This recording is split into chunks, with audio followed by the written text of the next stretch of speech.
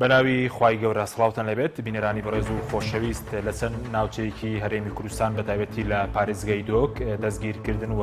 ڕەشبگیری چالاکوانان و خۆپیشاندەران دەستی پێکردووە. هاوکات لە شاری ڕانیەش زیاتر لە 21 خۆپیشاندەر دەستگیر کران و تا ئێستاش ئەوان ئازاد نەکراون. دەسەڵاتدارانی هەرێم لەبری وەڵامدانەوەی داواکاریەکانی خۆپیشاندەران دەستیانداوەتە دەستگیرکردن و لە هەندێک ناوچەش خۆپیشاندەران ئەشکەنجە دراون. شەو لە بەرنامەی ئەمڕۆ قسە لەسەر ئەم پرسە دەکەین بە میواندارێک لە بەڕێزان عەبدوڕەزاق شەریف نووسەر و چاودێری سیاسی، هەروەها فاروق محەممەد سەرۆکی بۆردی توێژینەوەی سیاسی کۆمەڵی ئیسلامی کوردستان. سەرەتا راپۆرتێک دەبین دواتر لەگەڵ میوانەکانمان دەست بە گفتوگۆکەمان دەکەین.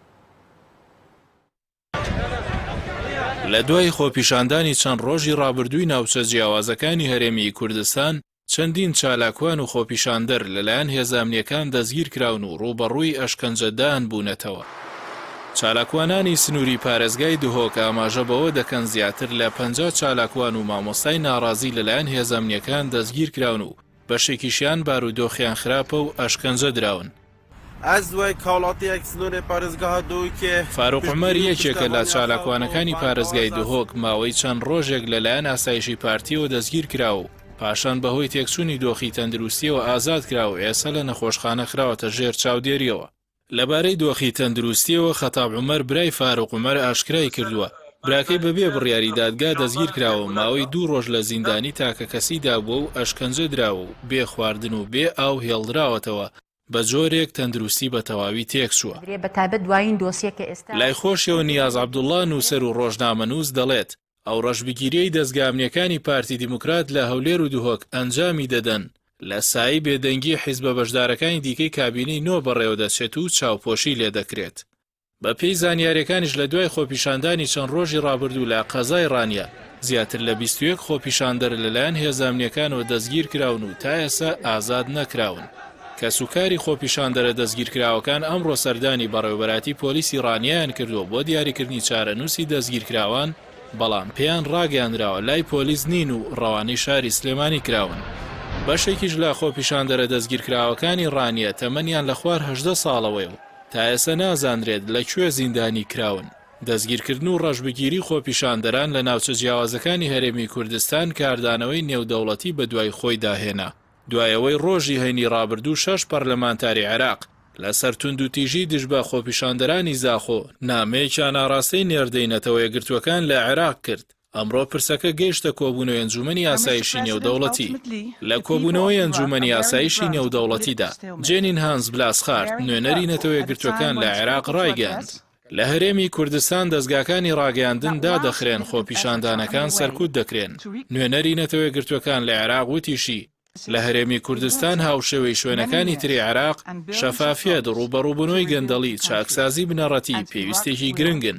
بەڵام وەڵامدانەوەی توند بۆ ڕەخنەی خەڵکو و خۆپیشاندانەکان سەرکوتکردنیان یاخود داخستنی دەستگاکانی ڕاگەیاندن ڕێگە خۆشکەر نین بۆ بەرەو پێشچوون. لە کاتێکدا ماوەی چەند ڕۆژێک هەڵمەتی دەستگیرکردن و ئەشکەنجەدانی خۆپیشاندەران لە ناوچە جیاوازەکانی هەرێمی کوردستان دەستی پێکردووە، بەڵام تاوەکو ئێستا دەستەی مافی مرۆڤی هەرێم و پەرلەمانی کوردستان بێدەنگیان لەسەر پرسەکە هەڵبژاردووە. دەسەڵاتدارانی هەرێم لە بری چاکسازی و جێبەجێکردنی داواکاریەکانی خۆپیشاندەران بە دەستگیرکردن و ئەشکەنجەدان وەڵامی خەڵک دەدەنەوە.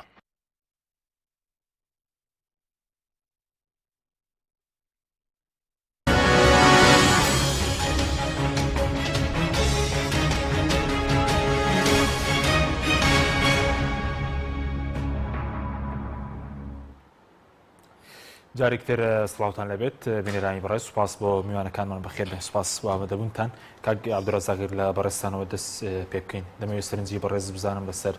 دەستگیرکردنی خۆپیشاندەران و چالاکوانان لە چەند ناوچەیەکی هەرێمی کوردستان. سەرنجی بەڕێز چیەوە؟ بەشێکی بۆ نمونە لە دهۆک باس لەوە دەکرێت کە تەنانەت ئەشکەنجەش دراون ئەوانەی کە دەستگیر کراون و بارودۆخیان خراپ. بەڵێ، سوپاس بۆ پەیام بۆ بینەران و بیسەرانی پەیام. لە ڕاستیە هەندێک کردەوە و کار و ئەخلاقێتی دزێ و ناشرین بووە بە پێناس و سیماتی ئەم دەسەڵاتدارێتی هەرێمی کوردستان. تازە لی نابێتەوە، ئاوێتەی بووە. تاوانی سیاسی و توندوتیژی بەرامبەر خەڵکەکانی خۆی، بەرامبەر هاوڵاتیانی هەرێمی کوردستان بووە بە بەشێک لە نۆرم و ئەخلاقێتی ئەم دەسەڵاتە لەبەرەوە هەرگیز چاوەڕێی لێ ناکەین ئەوان ئەوە نەکەن تەجروبەیەکمان لەگەڵیان هەیە ئێمە لە ساڵی 92ەوە کە ئەم هەموو فشارە لەسەریان ئەم هەموو قسەی خێرخواز و خەڵکی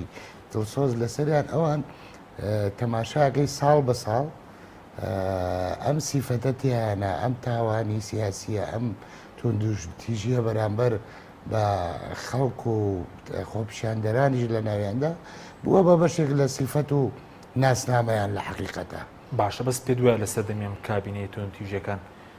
زیاتر بوون ئێستا ئێمە دەبینین لەسەر ئاسی نێودوڵەتیش راپۆرتە نێودوڵەتەکان بڵین لەسەر حکومڕانی هەرێم لەسەر توندتیژەکان زیاتێن لەسەر گەندەڵی لەسەر بەهادەردانی سامانی گشتیەوە باز دەکەن کە راپۆرتە نێودوڵەتیەکان ڕۆژنامەکە کە حکومڕانی چەتەی لە کوردستانە هەیە بەڵێ ڕۆژ بە ڕۆژ زیاتر توندتیژەکان زیاتر بوون بەڵام ئەمە هۆکارەکەی بۆ ئەوە گەڕێتەوە کە دەسەڵاتدارانی هەرێمی کوردستان توانیویانە تا ڕادەیەک ئەو حیزبە ناڕازیانە یا ئەو حیزبانەی کە ئۆپۆزیسیۆن بوون یا ئەو خەڵکانەی کە چالاشی مەدەنی بوون و ناڕزاییان دەرەبڕی و شەقامیان و شیارە کردەوە تا ڕادەیەک توانیویانە خەڵکانێک ڕیزەکانی ئەوان پەرت بکەن وە خەڵکانێک بە دوای خۆیانە ڕابشێشن بۆ حکومدارێتی ئەمە وای کردووە کە جۆرێک لە ئەمانیان هەبێ لە تاوانە سیاسەکانیان کە بە زیاتر بکەن بە ئاشکراتر بیکەن لەبەرەوەی وەگوتم دەنگی ناڕازی یا با بڵێن پەلشێشکردنی کۆمەڵە خەڵک گروپی جیازیە لە ناو حیزبەکانی تری هەرێمی کوردستانە وای کردووە کە ئەوان بێدەربەست بن و زیاتریش توندتیژی بکەن و سەرکوتکردنەکەیان تاوانە سیاسەکانیان زیاتر بێت باش ئەوە بە ئەوە هۆکارێکێتی هۆکارێکی تریشی لە لایەکیکەوە کە لاوازبوونی بەرەی ناڕزا و ئۆپۆزیسیۆنە کە ئەمەش بەداخەوە نەیانتوانیوە بەرەیەکی فراوان یا منەظەم دروست بکەن بە یەک وتاری بە یەک کردار و ڕەفتاری ڕوبەڕووی ئەو توندتیژەی دەسەڵاتنەوە لەبەرەوە ئەمەش هۆکارە بۆ ئەوەی کە ئەوان زیاتر پێڕابشێشن زیاتر تاوانی سیاسی ئەنجام بدەن و زیاتر سیمات و سیفەتەکانیان دەربکەوێت کە ئەمە بەشێکە لە سیفات و ناسنامەکەیان حتمما دزی و گەندەڵی و ئەوانش بووە بە تعریفیان وەڵامی پرسیارەکەی جەنابن نییە بەڵام کۆمەڵە سیفەتەیەشی لەو سیفەتانە کە پێ ناسرێنەوە تاوانی سیاسی و ئێستا خۆپیشاندان کوشتن و دەستگیرکردن و گەندەڵی و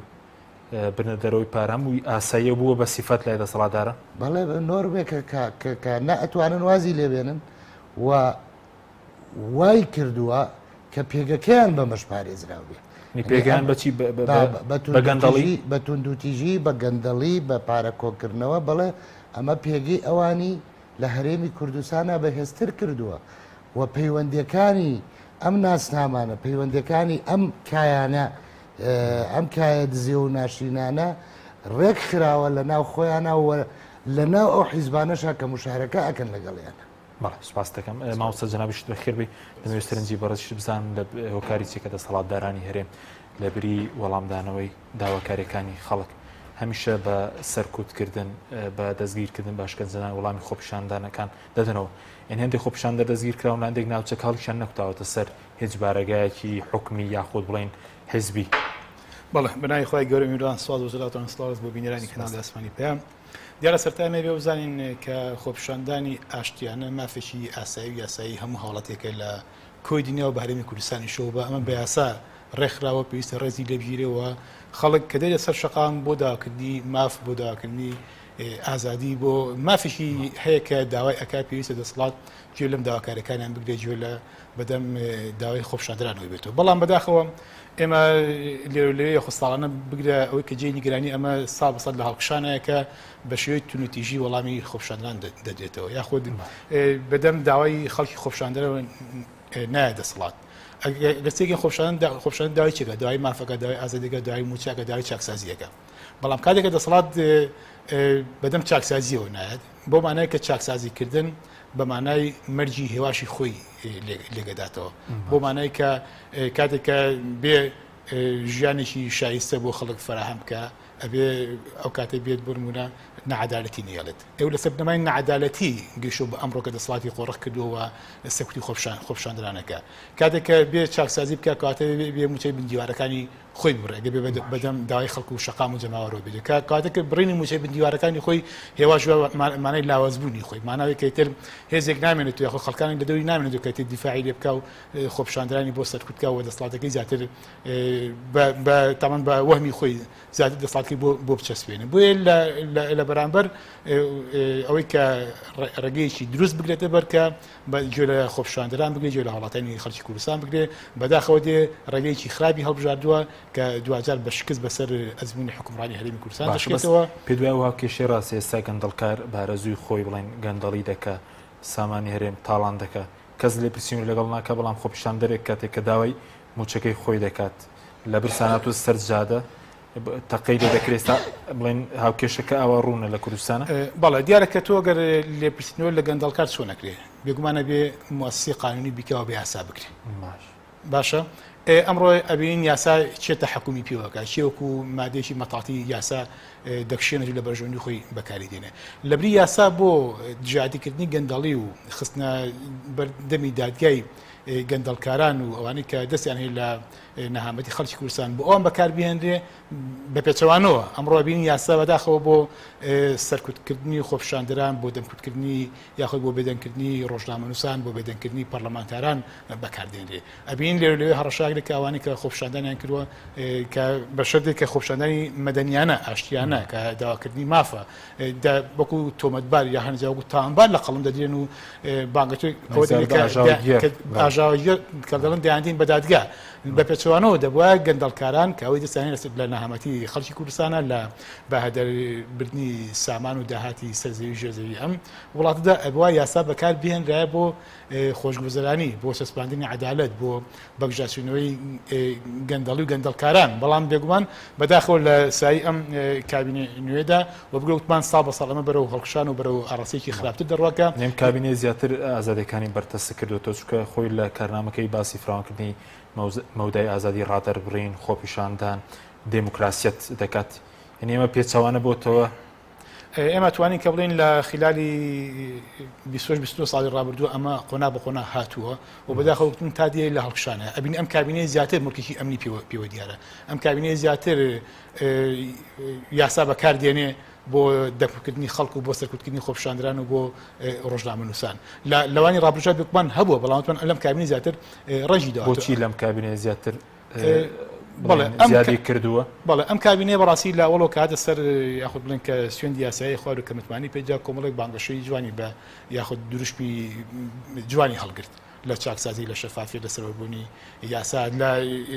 لا مرکزی ئیداری بەڵام ئەبینی ئێساوە ساڵە لە تەمەنی تێپەڕیەوە هیچ لەمانەی بۆ نەکرا هیچ دەمانەی ئەنجام نەدا تەنانەت نەتوانانی چاکسازی بێنێتە ئارا نەتوانانی شەفافی بێنێتە ئاراوە تەنانەت نەتوانین لە کاتی خۆیان موچە دابین بکە بۆیە کە ئەمانەی نەکرد ڕوبەڕووی خۆپشاندەران ڕوبەڕووی دەژیان ڕزای خەڵک دەبێتەوە بۆیە کاتێک کە ناتوانێت بەدەم داواکانی خەڵکی کوردستانەوە بێ زیاتر پەنابەدە بۆ ڕێکاری ئەمنی و ڕێکاری سەرکوتکردنی خەڵک و خۆپشاندران و هەڕەشەکردنیان بە درانە دادگاوەی تر هەنجا بگرێت بەداخەوە ینی بەدەر لە یاسا ئەوانە کە گیران خۆ براری دادوەر نەگیراوە دەکرێت هەندێک لە ئەوانەی کە باسی ئەوە دەکەیت کە نانیان پێ نەدراوە ئاویان پێ نەدراوە بڵێن ئێستش لە زیندانەکان وەکو باعث وەکو سەدەین باس ئەوە شکەنجانە ماون ئەمە بەداخەوە خۆپیشاندان نەدرێت ئەمە پێشێرکردنیکی ڕاشکا و سڕیحی یاسایە پێشێرکردنی مافی مرۆڤە مرۆڤ ینی تۆ جارە تۆ بەدەر لە بڕیاری یاسا دادوەر ناتوانێت تۆ هیچ کەسێک دەستگیر بکەیت دەستگاکانی پۆلیس ئەرچیان بریکێت لە جێبەجێکردنی یاسا لە جێبەجێکردنی فەرمانی دادوەر کاتێک تۆ بڕارەکەت پێ نییە ناتوانانی کەسێک دەستگیر بکەیت و پاشانش کە بڕیارش پێ بوو دەستگیر کرا ئەوێ بە شێوەیەکی مرۆڤانە مامەڵی لەگەڵا بکرێ و هەموو پێداویستەکانی ژیان و دوور لە هەموو ناڕەحەتی و لە ئازار و ئەشکەندنی جەستەیی و دەرونی و بە ژیانی بۆ دابگرێت بەڵام بەداخەوە بینین کە تەنانەت پێشێری مافی مرۆڤەکرد لە زیندانەکان بەرامبەر بە خۆپشاندران سپاس دەکەم عەبدوڕەزاق پێت وایە چی بڵێن خوبات تاڵەبانی چی سەرۆکی حکوومەت مەسرور بارزانانی هیچیان بڕوان بە خۆپیشاندان و بڕوان بە دموکراسیەت نییە لە کاتێکە لە کارنامەکەیاندا باسی دەکەم بەڵام دەبینین ئێستا دەستگیرکردنی خۆپیشاندان هەیە بە قسەی کە سوکاریان ئاشکەجەدان هەیە زانی دیموکراسیەت و بڕوابوون بە مافی مرۆڤ و عەدالەتی کۆمەڵایەتی و ئەم چەمکانە بە قسە نابێ ئەم چەمکانە ئەبێ سیستەم بیشەسپێنێ سیستەمی حکومڕانی دادگا دەسەڵاتی دادوەری و ئەمە ئەم چەمکانە لە کۆمەڵگەیە ئەسەسپێن نەک قسەی فڵان و قسەی فیسار و ئەوانە کە ئەو ئەنجامی ئێمە تەعاملی لەگەڵاکەی نەکەرە و ناوانی جەنابەت ناوبردن ناوەکانی پێش خۆیان ئەخاتە ژێر پرسیارەوە ئەوانیش تعریفەکاتەوە بە جۆرێککە و نەکەرەوە بەڕاستی مێژووی خەباتی کورد ئەوەی پێ ئەڵێن شۆڕشی ئەیلول و شۆڕشی نوێ و مێژووی هەموو شەهیدەکان و خوێنی شەهیدەکان هەمووی خاتە ژێر پرسیارەوە چونکە ئەو قوربانیانە ئەم میلەتە داوێتی ئەم بۆ ئەم ئەنجامە نەبووە یان ئەوە تا ئەو ئەچێتە ژێر پرسیارەوە خەجاڵەتی دنیا و قیامە دەبن وەیان ئەمە سیستەمە ئەنجامی ئەو شۆڕش و قوربانیە نییە کە میلەتەکە ئێمەیەوێتی بۆیە ئێمە لەگەڵ ئەنجامێکە تەعاملەکەین بەڕاستی هەموو نەک ئەو ناوانەی بردن هەموو کابینەیەک لە دوایەکانی هەمووی خستۆتە ژێر پرسیارەوە و تایبەت کە ئەبینین ئەوانە هیچ ئیجراعاتێکیان کەسێکیان نییە هاتبێ ئیجراعاتیان کردبێ بەرامبەر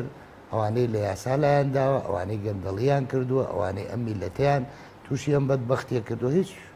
مرورت کرامیان و تێئەپەڕن باشە بەس زۆرجار ئێستا ئێمە دەبین لەم خۆپیشاندەران گوێمان لێ بە تایبەتی بەوەی دهۆک دەستی دەرەکی لە پشتە ئاژاوە گێڕن پێ دوێت دەستی برسێتی یاخود بێکاری یاخود دەرەکی لە پشت خۆپیشاندانەکانی هەرێمە ئەزانی ئەوانە زۆر جار هەندێک قسەکەن ئەو قسانە بۆ خەڵکی خوێنەوار و سیاسیەکان و بۆ ئێمەمانان ناکەن قسە بۆ ئامێشی خەڵگەکەن کە ئەو خەڵکانە بە معنایش کە درۆیەک بۆ خەڵکەکەن کە هەڵیان خەڵەتێن کە ئەوە ئەرشی ئێمەمانانە بین بە خەڵک بڵین کە ئەمانە چین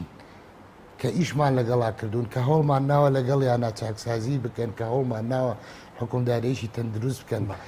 لەسەر مەسلەی دەستی دەرەشی ئەخیر کە زەوارم قسەی ئەبێت لەسەر بکەن بۆچی ئاخیر کەس دەبێت چونکە ئێمە ئەزانین کە ئەوانە هەر لەم هەرێمی کوردستانەیە دەستی دەرەشی شێ مەبەستیان چێ مەبەستیان ئەطلاعاتی ئێرانە کاکە خۆ ئێمەمانانە زانین چەند مەقڕی ئەطلاعاتی ئێران لەم شارە و لە زاقەوە تاکو و کەلار چەند مقڕەیە مەبەستیان میتی تورکیا ئێمە ئەزانین بەس لە سلێمانیا و لە زاخۆ لە نەگم میتی و مقڕی میتی تورکی ئەوە سوپاکەیانە لە بامەڕنی یعنی لەبەرەوە ئەم دەستی دەرەشی شەیە گەر دەستیشی دەرەشیە بخۆ ئەوانن لەگەڵەوانە هەماهەنگن و بە یەکەوە کار دەکەن لە هەموو دام و دەستگای ئیطلاعاتیەکانی و هەموو دام و دەستگای استخباراتەکانی ئەم مەنتیقەیە هەر هەمویان لەگەڵەوانە ئیشەکەن و ئەمە خەڵەگەڵ خەڵەتان ناوانە و قساناکەن دەستی دەرەکی ئەگەر هەبێ لەگەڵەوانە لەگەڵ کەسی کردن پێ دوای دەستی چێتەوە بەرەسی برسی و چی ناوی دەبێت نەخێر من پێم وایە ئەمە خۆپیشاندانیش نییە ئەمە پێم وایە تووڕێیەکی خەڵکە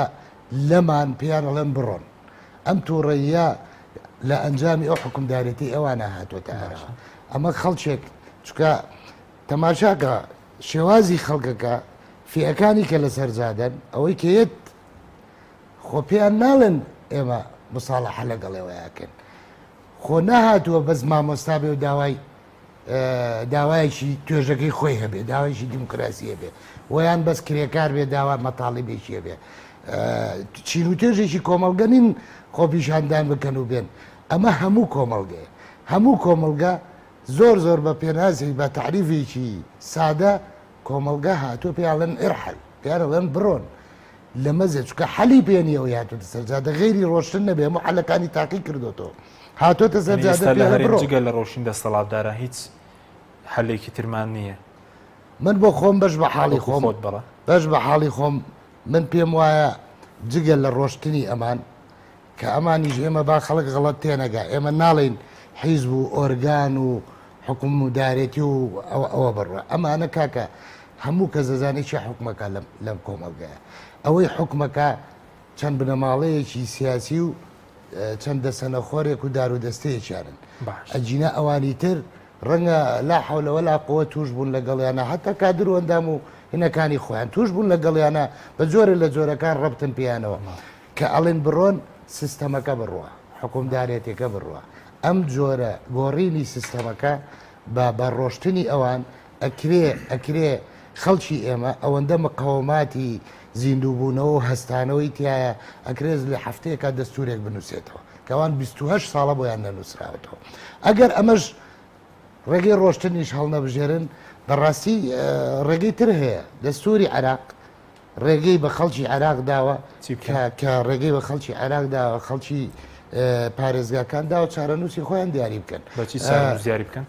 بە جیابوونەوە ئێمە هەموو کاتێ ئەتوانین بچینە سەر سنووقی دەنگەکان دەنگانە و دەسەڵاتەکەڵ بۆشێنەوە ئەزانی ئەمە من نامەوێت بچمە ناو تەفاسیلیەوە بەڵام دەستوری عراق ڕێگەی داوە هەر ناوچەیەک چارەنووسی خۆی دیاریکە بیکا بە ئەقلیمێکی سربەخۆیان ڕاستەخۆ تەعامل لەگەڵ کوردستان بکرێت چەند پارێزگای بکرێت ئیقلیمێک دەکرێت من پێم وایە ئەگەر ئەمانە نەڕۆن تەنیا چارەسەر ئەوەیە کە هەر پارێزگایەک و بێوە هەرێمیشی سربەخۆ لەبەر ئەوەی ئەو حکومدارێتی ئەکرێ برای بەڕێز ئەوە هاوچێشەی ئینتیخاباتیەکان بزانە پارتی بەچی حکومەکە بە 28 کورسی دو حکومی هەولێر و سلێمانیەکە هەتا کەرکک حکومێک بەبە ئەمە هێزەکەی هێزی دهۆکە لەگەر ڕێزمان بۆ خەڵکی دۆک بەڵام ئەم هێزەکەی لەو مەنتیقەیە حکومی لە کەلارە و حکومی پێکا تاکو بۆ لە کەلار خۆلێرە دەسەڵاتی پۆلیسی کەنێ و خۆیان دەڵێن ئەزانی دەسەڵاتی ئەوەی کە ئەڵێن دەسەڵاتی پۆلیسی شێنی ئەوان بە قانون لەم مەنتیقەیە ئەوەی نەیانەوێت پێڵێنەوەی یەکێتی نیشتیمانی بەرپرسیارە ئەوەی بیانەوێ بە یەکێتیڵن کاکەمە یەک حکوومەتە بێمە مەسەلەن بۆ مەسلەی پارە و پارە کۆکردنەوە ئەڵەن کاکەمە یەک حکوومەتە ئێمە بێ دەسەڵاتمانە بیانە بەڵام بۆ مەسایلی ترکیانێ بەسەر یەکێتی یابیێنن یا بەسەر حیزبەکانیکە لە کاکەمە هیچ دەسەڵاتێکمان لەوێ نییە یاساکان یاسا بەرکارەکان یاسای سەرۆکایەتی هەرێم سەرۆکی هەرێمی کوردستانە یاسای سەرۆکایەتی حکوومەت ئەنجومەنی وەزیران سەرۆکی ئەنجومەنی وەزیرانەوە بە هەماشی ئەوانی تری لەبەرەوە ئەگەر ئەوەش نەبێ ئەمە عیبێ بۆ خۆیان شەرمەزاریە بێت بڵێ من سەرۆکی هەرێم و دەسەڵاتم نییە سەرۆکی حکوومەت و دەسەڵاتم نیە لەبەرەوە ئەوە وانە کە دەسەڵاتیان نییە ئەوانە بەڵام سەبارەت بەوەی کە ئەوان بۆ وا دەکەن و چۆن من پێم وایە بۆ خۆیان ئەوان ئەمە بۆ بە جۆرە لە ئەخلاقەتیان نەتەرچیە دەنەوە باشترین چارەسەریش باشترین چارەسەر ئەگە ڕۆشتنی ئەوانە و ڕۆشتنیوان یعنی گەڕانەوەی حرمەت و حیا بۆ میلەتەکەمان و بۆ سیاستکردن بۆ حکومدارێتی و ئەگەر نەژۆن جیابوونەوە چارەسەر سپاس دەکەم ماوەسە فاروق دەمەویستنجی بەڕێز بزان بەسەرەوەی کە زۆرجار خۆپیشاندەر بە تێک دەرەوە سف دەکرێت یاخود دەڵێن مەترسی لەسەر قەوارەی هەرێم دروست دەکە پێ دوێ گەندەڵکار یاخود خۆپیشاندەرێک کە داوای مافی خۆی دەکە کامیان بوونەتە مەترسی بێگومان ئەمانە کۆمەڵە دوورشمی حازوو بەردەستنیانی هەمیشە ئامادەیە و کەی بیانەوێ ئەیدەن بە چۆنەڵی بە ناونیشان و تایتل بۆ کۆمەڵی خەڵک داوای ماف و ئازادی عدالت دەکە ئەگەر ناتۆ کۆمەڵی خەڵک دێ داوای موچەکە داوای ژیانێکی شایستەکە داوای مافی خۆیەکە ئەمانی تۆ ئەگەر مافقت بۆ دابین کردو ئەم هەروازی نێنا ئەو کاتوانی ئۆتۆماتانە بخەیتە پاڵی بەڵام تۆ مافێک لێ زەوت کرد کە حەق خۆی کە یاسا پێی داوە لی زەوت دەکەی بەڵام کە تۆ بەدەم داواکاریەکەی نایت دەی کۆمەڵی تۆمە دەخێتە پاڵی تۆمەتی ئاژاوایەتی تۆمەژی دەسی دەرەکی لە پشتێ بەڕاستی ئەمان کە ئەڵێن خۆپیشاندران دەسی دەرەکی لە پشتەوەیە ئەی پێش مامنەوە دەسە چییە؟ تۆ حکومڕانی ئەم وڵاتانی چۆن ڕێگە ئەدی ئەم دەسەرێکی بێتە ناوخۆی وڵات و وەدەست لە پشتی خەڵک بلا بە پێچوانەوەی کە لە پشت خەڵکەوەیە زۆکو تێکدان مەسەلەن ئەوە کێ ئابووری هەرێمی تێکداوە یاسای تێکداوە بڵین سەروەری هەرێمی تێکداوە نی خەڵکی هەژار و ڕەشوڕوتە یاخۆ بڵین کێ خاکی لەزدا و ئێمە خاکی کوردستانی کردو بەنی و تێکیدا ئێمە کۆمەڵێک کەسی دیاریکراومانەیە و توانین بن لە پەنجەکانی دەست تێپەڕ ناکەن کە ئەمانە لە چەندین ساڵ لە خلالی 26 ساڵی ڕابردووە لە لوتکەی هەرمی دەسەڵاتدا بوون بخوان هەمەکارە بوون لەسەر یاسا بوون لەسەر پەرلەمانەوە بوون هەرچییان بێ کردویانە لە ئیتفاقی ئاشکرا و ژێربەژێر لە بۆندی ئاشکرا و نهێنی لە بەهاداردانی سەرۆک و سامانی ئەم میلەتە و لەگەڵ چەندین لایانی دەرەکی و لایانی تر سەفقەیان کرد و عەقدیان کردووە و کەس ئاگای لەم عەقد و بۆندانە نییە بەڵام لەمدا کە بۆ نمونە خەڵکی دای مافەکە دای ئاشکراکردنی ئەم بۆ نمونە شەفافی لە داهاتی نەوتاکە یاخود داوای ئاشکراکردنی ئەم بۆندانە کە لەگەڵ وڵاتان ئەنجام بدەوە دێ کۆمەڵی شت دەخەنە پاڵێک ئەمە چای بە ئازادی هەڵنایە ئەمە چای بە سەرۆکەکانی حکوومەتێرێم هەڵنایە ئەمە دەستی دەرەکی لە پشتێکەوە پێچەوانەوە ئەم خەڵکیە کە لە پێناو سەرکەوتنی کوردستان و لە پێناو ئایندەیەکی کەش بۆ کوردستان دێ داوای مافەکە دێ سەرشەقام ڕژە داوای مافەکانەکە بەڵکو بە پێچەوانەوە ئەوەی کە وڵاتیان بەم دۆخە گەیانەوە تر دەستی دەرەکیان لە پشتەوەیەوە بە پشتیوانی ئەوان بەڕاستی تا سەردەسەڵات ماونەتەوە ئەگەرنا ئەتۆ بینی ئەمانە چۆن دەڵێ پەسەندی ناوخۆیان نییە پەسەندی ناو خەڵکی شایەتی ناوخۆی کوردستان نییە ڕەنگە بووتی ئەی سنۆکانی هەڵبژێردە بەڵام هەمومان زانین هەڵبژاردن لە مەتات چۆن دەکرێت هەموو ئەزانین کە بۆ منە حیزب هەیە پێش انتخابات دەڵێ من ئەوەندەیەنم لە انتخاباتش تۆ چۆن نزانی ئەمەدە دێنێ ئەگە بۆ منە پێشتر بەرنامە بۆ دانەڕۆشتەوە کار ئاسانی بۆ نەکردووە و بۆیە ئەمانە شایەتی بەڕاستی یعنی پەسەندی ناوخۆیان نیە ڕەوایی ناوخۆیان نیە بەڵکو بە معادلاتی ئیقلیمی و دەوڵەتی لەسەر حکومەتەوە پێ دوای هیچ شتێک وەکو دەسەڵاتدارانی هەرێم بەو گەندەڵیان کە کردوێنە مەترسیان دروست کرد لەسەر قەوارەی هەرێم لەسەر گەشتنی کورد بە دەوڵەت و بنەماکانی حکومڕانی لەسەر گەشتن بە ئازادی ئەمان بەم نەعەدالەت و گەندەڵیان ئینتیمان بۆ تاکی کورد نێشتووە ئەم نەبوونی نێشتنی ئینتیما ئەمە گەورەترین هەڕەشەیە گەورەترین مەترسی بۆ سەر ئایندەی هەرێمی کوردستان کاتێک گەنجانی ئەم وڵاتە متمانیان بە دەسەڵاتدارانی ئەم هەرێمە نییە متمانیان بە وەڵامەکانی حکوومەت نییە و ئامادەن کە بۆ منە هەموو ڕێگەچارەی بگرنە بەر بۆی کە یاوەتە دەربازیان بێت لەم هەرێمە یاخود ئەم دەسەڵاتدارانان لە کۆڵ بێتەوە ئەمە تر ئەو پەڕی بەهیواکردنی خەڵک و جەمار و ئەو پەڕی لێدانن لە یاخود مەترسی بۆ قەوارەی هەرێمی کوردستان کاتێک کە تۆ ئینتیما خۆ دەوڵەت و هەر بۆی گەندەڵی شۆنانێش پێمە بنەماکانی دەوڵەتمان هەبێ بنەماکانی هەرێمێکی سەرکەوت و دەوڵەت دام و دەستگام مؤسساتمان دەوڵەت چی دەوڵەت کۆمەڵێ ئەوێ نەتەوەت هەبێ کە تۆ بنەماکانی نەتەوە لێک هەڵوەشێنی کەواتە هیچ ئینتیماک نایاڵێتەوە هیچ ئایندەیەک بۆ بوون بە دەوڵەت نایاڵێتەوە کە تۆ بانگەشەی بە دەوڵەت بوون و ئایندێکی باشتر و کوردستانێکی بەهێز دەکەی ئەوێ بێگومان بێ لەگەڵ شەقامە ئاش بیتەوە و بەدەم داواکاری خۆپیشاندەرانەوە بێ و ژیانی خەڵک لە خەم بڕخسێنی تاکو ئەو دروشمەی کاڵە گرتووە بێ پیادەی بکەی بێگومان ئەم کردارانی کە ئەکرێ هەموو پێچەوانی ئەو دروشمانێکە هەڵیان گرتووە بۆیە ئەتوانین بڵێن دەسەڵاتداران لە ئێستادا مەترسی سەرەکین بەسەر قەوارەی هەرێمی کوردستان نەک خەڵک و جەماوەر بۆ سەر قەوارەکەش مەترسێ بێگومان کە تۆ ناتەبای ئێستا ئەمڕۆ بین لە هەرێمی کوردستانە ئەو پەڕی چۆنەڵی بۆشایی هەیە لە بینی دەسەڵاتداران و لە بینی خەڵکدا و ئەو پەڕی تا ئەو پەڕی ناتەبایی هەیە لێکترازانی ڕزەکانی هێزە سیاسەکان هەیە ئێمە گەر مەترسینەوە بەڕاستیگەم هەست بۆ مەترسیان نەکەین ئەوە ئەتوانین بڵێن ئەم دەسەڵاتدار بێباکە کەم تەرخەمە ینی باشی نەچی لەم هەرێمە ئەبوزەری و ئایندەی ئەم هەرێمە بەرەشوی هەنگاوانی سوپاسان دەکەم بەڵێ بینەرانی بەڕێز ناوبڕێکی کورتمان هەیە دوای ناوبڕەکە دەگەڕینەوە لاتان لەگەڵمان بێنە تۆپ ئارت تاکە بریکاری تۆڕی میدیایی کۆمەڵ بۆ دروستکردن و بڵاوکردنەوەی ڕێکلام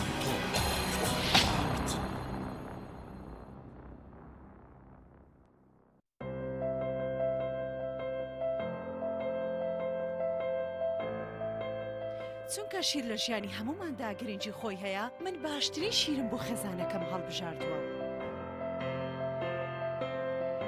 هەموو کات شیری ئاڵتونسا بە منداڵەکانم دەدەم بۆ ئەوەی مێشتێکی چالاک و داهێنەرانەی هەبێت من بە شیری ئاڵتونسا کێک و شیرینی دروست دەکەم شیری ئاڵتونسا ڕۆڵێکی گرنگی لە خێزانی ئێمەدا هەیە 100% سروشتی تامێکی نایە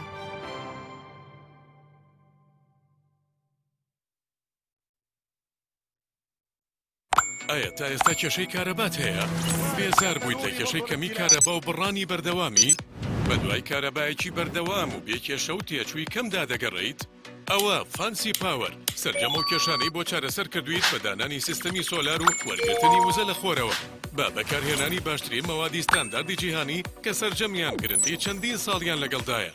بە سەرپەرشتی ئەندازیار و ستافی شارەزا و بازمون کارەکان جێبەجێ دەکرێن ئەم سیستەمە دوورە لە تێکچوون و هیچ تێکچوویەکی ڕۆژانەی نییە هەروەها بە دۆستی ژینگە ناسراوە و ژینگە لە پیسبوون دەپارێزێت فانسی پاوەر بۆ داهاتوویەکی ڕووناکتر ناونیشان سلێمانی شەقامی مامۆستایان نزیک شەقامی قەنات تەلاری جاسەنە 0573 153 85 85.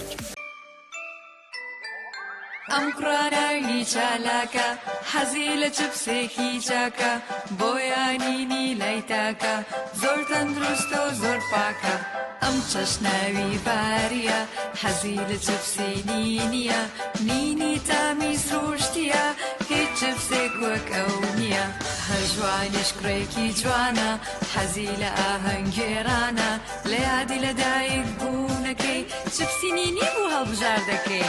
نینی هاوڕێی مناڵانە تامی خۆشە و بێزیانە بۆن و ڕەنگی هەمە جۆرە شێوە و قەبارەی زۆرە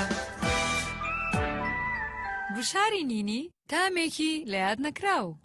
برنجێک بخۆن کە دڵنیابن لەسەر چاوەکەی چونکە تەندروستیتان لە هەموو شتێک گرنگترە برنجی سروشتی شیمال باشترین جۆری برنج لە تەواوی دنیا ئەویش بەهۆی ئەوەی لە خاکێکی بەپیت و جەوێکی شێدار و باراناوی شیمالی ئێراندا دەڕوێت برنجێکی سروشتیە و هیچ مادەیەکی کیمیایی و حافزەی تێکەڵ نییە و هیچ زیانێکی بۆ سەلامەتی و تەندروستی و قەڵەوی نییە بگرە زۆریش بەسوودە پێکاتە و ڤیتامینەکانی برنجی سروشتی شیمال پرۆتین، ئاو، ڤیتامین ئی، کالیسیۆم، ئاسن، مەگنیسیۆم، مەنگەنیز، پۆتاسیۆم، ڤیتامین B1، B2، B3، B5، B6 واتە ئەم برنجی کارگەکان نییە خاڵی بێت لە ڤیتامین بەڵکو و چڵتوکە و خۆمان کڕی دەکەین شێوازی لێنانی لەگەڵدایە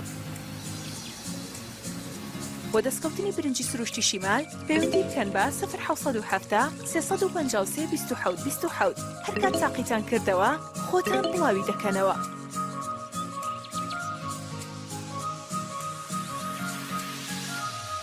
تۆپ ئارت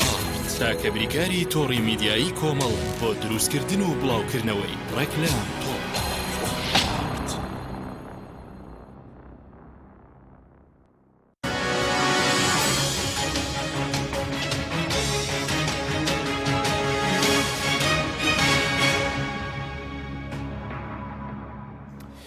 جارێکتر سڵاوتان لەبێت بینێرانی بەڕێز کاک عەبدوڕەزاق بگەڕێم بۆ لای بەڕێزت سەبارەت بە چاکسازی کابینێ زۆر باسی چاکسازی دەکات بەڕێزت دەڵێیت چارەسەریش ڕۆژتنی ئەوانە ئەی بۆ ئەوان ئەوەندە باسی چاکسازی دەکەن ئێمە لە تەجروبەوە واڵین باشە هەموو کابینەکان باسی چاکسازیان کردو کاکە لە ساڵی 92 کە حکومەت دروست بوو شیعاری حکومەتەکە چاکسازی و پاکسازی یعنی لە 92ەوە هەتاکو ئێستا یەک کابینە نییە باسی چاکسازی نەکردوێ ئەی بەرهەمەکەی بەرهەمەکەی خراپسازی بووە ڕۆژ بە ڕۆژ خراپیان کردووە ئەم تەجروبەیە دوای 30 ساڵ خۆ من نایم جارێکی کە بڕای بێ بکەمەوە من 30 ساڵە کابینە بە دوای کابینەیە نوێنەری ئەوان دێت ڕێیز وزەرا هەمیشە یا پارتی بووە یا یەکێتی بووە زیاتر بەدەست پارتیەوە بووە سەرۆکی پەرلەمان بە هەمان شێوەیە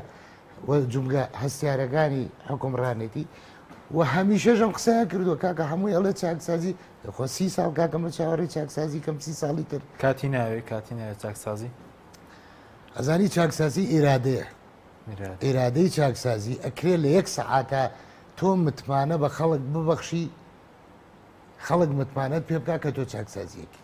لە 1 سەعات و ئەشکرێ وەکو ئێستا ئەوەی ئەوانەی کەن 30 ساڵ باسی چاکسازی کەیت و بی بە گاڵتەچی خەڵک چونکە چاکسازی ئیرادەیە کە بە یەک قەرار تۆ بە ئیجراعاتێک تەماشاکە ئێمە بەراورد ناکەین بە حکوومەتی عێراقی بەڵام حکوومەتی عێراقی بەو هەموو باندە مافیا و هێزی میلیشیات و بەو وەزعی خراپی ناوخۆیانەوە بەڵام چەند وەزیر لە بەغا ئامر قەبزی دەرچووە چەند مدیر عام و جێگر وەزیر ئامر قەبزیان دەرچووە میان ڕایان کردووە گرنگ ئەوەیە شتێکەکەن دادگا ئامر قەبزێ دەرکە بەس لەم حکوومەتی هەرێمی کوردستانە هەتا ئێستا کامە وەزیر کامە ئەم کابینێ جیاواز نیە لەوانەی ڕابردوو نەخێرم کابینەی خراپترە ئەم کابینەیە زۆر خراپترە لەبەر ئەوەی شەریکی زۆرە لەبەرەوەی شەریکی زۆرە جاران پارتی وێژێتی بوو لە ناوی شیشیا گرروپێ بوون لەگەڵ پارتیە ئێستا پارتی مەجبورە هەموو گرروپەکانی شێتی ڕازیکە و گۆڕانیشی بۆ دروست بوو وەکو شەریک لەبەرەوە کە تۆ گەندەڵی و دزی و سەرۆت و سامانەکە شەریکە بۆ زۆر بوو خراپترە بێت باشتر نابێت و ئەم کابینەیە بە فعلی هەستەکە کە کۆتایی حکومڕانیانە لەبەرەوە ئەوەی کە کۆتایی حکومڕانیشی بێ زیاتر پەلامات دەرەدا زیاتر دزیەکە زیاتر دڕ ئەبێت بۆیە زیاتر ئەو کارانە ئەکەن و ئەمە چاوەڕوانکرا بووە لە سەرەتای کابینەکەەوە لیان بۆ دزی و گەندەڵی زیاتر بووە بەڵە زیاتر بووە ئەوە ئێمە نین کەوا ئاڵێنەوە چاودێرەکانی خۆیان لە پەرلەمانەوەی کە حیزبەکانی خۆیان لە یەکێتیش و لە پارتیش و لە گۆڕانیش خۆیان نوێنەرەکانیان لە حکومەت و پەرلەمانە یەن ئەڵێن دزی و جەردەیی فەساد بە هەموو معناکەیانەوە لە هەموو کابینەکان زیاترە و ئەڵێن لە 92 زیاترە ینی لە بیدایەت زیاترە کە 92 فعلەن ئەمە دروستە زیاترە لەبەر ئەم سەبابانەی کە باسم کرد شەریکیان زۆرە و ئەمانە هەستەکەن کۆتایی حکومڕانیانە بیرت نەچی ئەو حکومڕانیە چ ڕوانگەیەکەوە بۆ چون بۆ دروست بۆ کۆتایی حکومڕانیە ئەو حکومڕانیە میراتی باوشی ئەمانە میراتی کاک مەسعود و پارتی دیموکراتی کوردستانە بە معنایش کرد لە پارتی و کاک مەسعودیش تەمەنێکی بردۆتە سەر ئەزانن ئەتر تەمەن بەدەست ئەوە نیە تەمەن کە تەمەنت چووە سەرەوە مەحکومی بە مردن و بە کۆتایی ژیان و ئەزانن کاک مەسعود خۆی حکومڕانەکەی ڕاگرتووە بە کۆتایەتینی کاک مەسعود ئێمە تەمەنای مردن بۆ کەس ناکەین بەدەست خوایە بەڵام ئەوانە ئەیخوێندنەوە کە کۆتایی ژیانی کاک مەسعود یعنی چی بۆچی ینی ڕەنگی خەڵک لەمە ڕزانی خەڵکی سیاسی هەموو ڕەهەندەکانە خوێنێتەوە خەڵکی سیاسی ئەوان کە سیاسەتەکان ڕەهەندەکانی حیاتی حیزبی خۆیان حیاتی عایلی خۆیان و هەتا حیزبەکانی تریژەزان دەوری کاک مەسعود چی بووە لە حکومدارەتی لە مەرێمی کوردستان و بە هەمان شێوە کە مامجلال دەوری چووە بە هەمان شێوە کاک نەوشوان دەوری تۆ سەیری کە کاک نەوشوان ئەمرەیە کۆچەکات تۆ سەیری کە چکارە ساتێک ڕۆدا لە ناو حیزبەکە لە ناو منتیقەی سلێمانیا بە تایبەتوە تا لە ناو هەرێمی کوردستانە بە هەمان شێوە تاڵەبانی و بە هەمان شێوە کاک مەسعود بۆیە جۆری حکومڕانێکە ئەمە حکومڕانی ئەو پیاوانەیە نەک حکومڕانی نەوەکانیان ئەم میلەتەی ئێمە حکومڕانی نەوەکانیان قبوڵ ناکە و بە تایبەت شاری سلێمانی مێژوەکەی من حەز ناکەم ناوی حکومدارەکانی ناو شاری سلێمانی بەرم بەڵام مێژووی ئەم شارە بە ڕۆشنبیرەکەی بە سەقافە سیاسەکەی بە فکرە سیاسەکەی ممکن نییە تەقەبولی حکومدارێتینەوەی خەڵکە سیاسەکان کەیانەوەی کە بنەماڵە سیاسەکان سپاس دەکەم مامۆستافا سەبارەت بە چاکسازی بڵین ئێستا بەرپرسان بانگشەی چاکسازی دەکەن بڵێنەوە ئۆکۆی لاتوە کە دەنگی هەیە و ڕەنگی نییە ئەم چاکسازی کەوان باسی دەکەن ئەتوانین بڵین چاکسازی شای لە قۆناغی دروشمەیە تەرجمە نەکراوە سەر ئەرزی واقع خەڵک کاریگەری چاکسازی نەبینیوە ئەوەی کە هەیە بانگەشە ئەکری ئەوێ بەگوێی خەڵکا و چاکسازی ئەەکەین و چاکسازی هەنگاوی بڕی و چاکسازی بەرەو پێشەوە ڕۆشتۆ بەڵام بارودۆخ و ژیان گوزاری خەڵک بەرە دواوە کشاوت بەرەو خراپی چوو ئەگەر تۆ کە چاکسازیت کردی بێ کاتە بێ ڕنگداوی لەسەر ژیانی هاوڵاتی هەبێ لەسەر بارودۆخە سیاسیە بارودۆخە ئابووری و خزمە گوزارەکان هەبێ بەڵام ئەمە بەرەو خراپی ڕۆشتووە ئەبێ وبزانانی کە حاکیم ئەمانە کێسە لە دەسەڵاتدان کە لە مای ڕەبشە ئەوان بوون بە جۆرە لە جۆرەکان ئیرادی چاکسازیان نییە ئەگەر نا چی ڕێگەی لێگرتون چاکسازی بکەن فەرمو یاسای چاکسازی لە پەرلەمان تێپەڕێنرا ئەوە چەند ماگە لە پەرلەمان تێپەڕێنراوە یاسای چاکسازی ئایا بڕینی موچە خۆرانە نەدانی موچەیە ئەنجامەکەی بردی لە بڕین لە سای بشێکی موچە خۆران ئەیامە چاکسازیە فەرمو یاسای چاکسازی تێپەڕێنرا و بۆ موچەی بندیوارەکان نابڕن بۆ موچە نایاساییەکان نابڕن بۆ خانە نیشتنی نایاساییەکان نابڕن چێ دەستی پێی گرتون خۆ بۆ شانکرا بە یاسا ئەوە جێبەجێکن تا یاسا بۆ جێبەجیان نەکردووە کاتە ئەمانە ئیرادی چاکسازیە نیە چکە ئەزانوەکو سەرتاوتم ئەمانە ئەگەر چاکسازی بکەن واتە هێواژ چۆن ئەڵێ بزمارەدەن لە تابوتی خۆیان هێواژ گۆڕ بۆ خۆیان هەڵەکەن چکە ئەوان بە نەمانی چاکسازی دەستی پەیوەندە ئەوەی کە مستەفیدە لە گەندەڵی نەعەدالەتی دەستی پەیوەندەکانی ئەم دەسەڵاتدارانن بۆیە کاتێک کە تۆ ئەم دەستی پەیوەندانە لە خۆت دوورخەیتەوە کاتە هێزەکەت نامێنێت دەسەڵات سەرکوتکارێکت نامێنێ خەڵکێک نامێنێت کە بۆ سەکوتی خۆپشاندرانی پێ بکەی کاتە بەرەو لاوازیە ئەڕوا بۆی ئەمان بەڕاستی چاکسازیان پێ ناکرێ و نایانێ بیکەن و ئیرادیانە بۆ چاکسازی ئەگەرنا ئەوە تاسەبیان کرد ینی چۆن دەمێنەوە ئەمانە بگرە خۆیان ئەم واقع خۆیان دروستیان کردووە ینی ئەم گەندەڵی و ناعەدالەتی و دوو موچەی و دیواری و چی کردوێتی هەموو بە ئیمزای ئەمانە کراوە کە لە ماڕا لە هەرێمی دەسەڵاتا بوون ئێستا ئایا خۆشیان ئەتوانن بێنەوە برارەکانی خۆیان خۆشێنەوە بەڵام بۆ نایکەن وەکووتمان ئەمانە کۆمەڵ خەڵکیان پێ ڕازی کردووە و نانی ئەم خەڵکانە لە خۆیان تەلەب بکەن و لە خۆیان بتۆرێن بۆیە بەداخۆ ینی چاکسازی لە کوردستان ئەتوان بڵێن وەهمە چونکە ئەوانە کە لە دەسەڵاتان خۆیان چاکساز نین هیچ نەکراوە لە سەردەمی کابینەیە کە دەڵێ وهمە ئێمە ئەبینی ینی هیچمان نبینی کە حەشین ینی بۆ من کەسێکمان بین لەسەر گەندەڵی بدرێ بەدادگە وەزیرێک کار بەدەستێک بەرپرسێکی سیاسی ئەمە نەمان بینی بینیمان موچە ناسایەکان ببڕێ ئەوشمان نبینی بێگومان ئەوەش نبینراوە ئەوەش نبینراوە چێت تا ئاسە کەس دادان داهاتی نەوت چەندە بگرە هەنگاو نانرێ بۆ ڕێکردنەوەی ئێمە بینین کە ناوەناو چۆنڵێ راپۆرتێ بڵاوکەنەوە کە داهاتی نەوتی هەرێمی کوردستان نیوە کەمتری دەمێنێتەوە بگرە بەشی زۆر کەمی دەمێنێتەوە بۆ حکوومەت ئەوی کاڵن ئەوەنە بە قەرزی کۆمپانیەکان ئەوەنە بۆ حەقی کۆمپانیەکان ئەوە بۆ حەقی بۆرینەوە ئەوەنە بۆ حەقی وڵاتی دراوسێ ئێتۆ بۆ نای ئەمە ینی کەرتی نەوت لە هەرێمی کوردستان دەبێت خۆماڵی بکرێ ئەگەر نا باردووە لەمە باشتر نابێ بۆ نمونە تۆ نەوتی بۆری نەوت لەسەر خاچی هەرێمی کوردستان فرۆشترا بە کۆمپانیا ڕۆزنەفت ئەم بۆریە چیە فرۆشتی بۆ فرۆشترا بە چەند فرۆشترا پارەکەی چی لێ هات ئەنی تۆ لە خاچی خۆتە بۆری لە خاچی هەرێمی کوردستانە بۆ بەشێکی فرۆشتراوە بە کۆمپانیایکی بیانی یا بۆ ئەم ئەقدانەکە ئەم کۆمپانیا بۆ شێوە ناشەفا و بۆ شێوە کراوکە بۆ منە مافێکی زۆردا بە کۆمپانیەکان و لە بەرامبەر داهاتی چی کەمێنێتەوە بۆ هەرێمی کوردستان بۆ کۆمەڵە کۆمپانیا هەیە کۆمپانیای کەسن و سەر بە حیزب لەم دەسەڵاتەیە جا چی کۆمپانیا بێت ئەوەی کە بە بۆری ئەیبات ئەوی بە تەنکەری بە بۆ نانی ئەم کۆمپانیا بدرێ بە کۆمپانیای حکومی یاخود حکومت خۆی بیکە بۆی داکی بۆ حکومت بگەڕێتەوە ئەمە چاکسازیە ئەمە چاکسازی لە داهاتە چاکسازی ئەوەی موچەی فڵان بەرام بڕی چاکسازی ئەوەی تۆ بیر باچ زۆر بازەکە بۆ دەسەڵاتداران بڵێن لە خۆیانەوە دەست پێ بکەن پێ دوایە هیچ هەوڵێکە بووە لە خۆیانەوە لە ئاشکراکردنی سەرۆت و سامانیان لە مەسەرەن کۆمپانیەکانیان هیچ چاوڵێکە بووە ئەگەر چاکسازیەکە بکرێت لە خۆیانەوە دەست پێ بکەین دە شۆڕ بێتەوە شتێکی مەحاڵ اینجا لە کۆتایی دەبێتە سەر داوامی فەرمانبەر و موچەی فەرمانبەر ئەوە شتێکی مەحاڵە نەیان کردووە و ناشیکەن لە حاڵەتێکیکەن ئەگەر بۆ لاوازکردنی بەرامبەرەکانیان بۆ لاوازکردنی نارەکانیان بۆ منە کوتەکان لە بینی خۆیانە ئەم بیو کۆمپانیەکانی بەرامبەر لاوازکە و زیاتر بۆ خۆی بەرێ یاخود ئەم حیزب بۆ خۆی بەر ئەو حیزب بۆ خۆی بەرێ یاخود حیزبەکان باڵەکان بۆ خۆیان بەرن کەمە دوجار باردۆخکار و خۆی دیڵێتەوە وا بگرێت قۆڕەخکاری زیاتر دەکات و بگرێت لەم سیستمی کابینەی نوێمەدا دەسەڵات بەرەومەرکەزیت هەنگاوانێ کە لەشێ دوشمەکانی یاخود کابینەکە